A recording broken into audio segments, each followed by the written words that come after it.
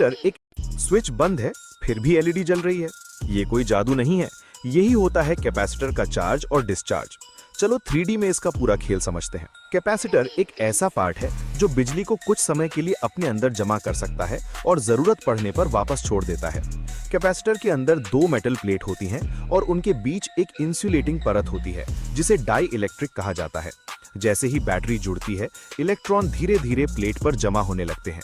यही प्रक्रिया कैपेसिटर का चार्ज होना कहलाती है।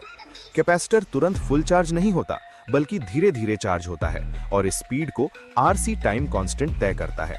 जब कैपेसिटर पूरा चार्ज हो जाता है तो करंट बहना बंद हो जाता है, क्योंकि प्लेट्स के बीच पूरा इलेक्ट्रिक फील्ड बन चुका होता है। बैटरी हटाने के बाद भी कैपेसिटर चार्ज को अपने अंदर रोक कर रखता है। इसी वजह से एलईडी तुरंत बंद नहीं होती। अब जैसे ही कैपेसिटर को लोड से जोड़ते हैं, जमा हुई बिजली बाहर निकलने लगती है। इसी प्रक्रिया को डिस्चार्ज कहते हैं। इसलिए एलईडी अचानक बंद नहीं होती, बल्कि धीरे धीरे बुझती है, क्योंकि कैपेसिटर धीरे धीरे डिस्चार्ज हो रहा होता है। डिस्चार्ज के समय वोल्टेज धीरे धीरे कम होता है और इसका ग्राफ भी एक स्मूथ कर्व बनाता है।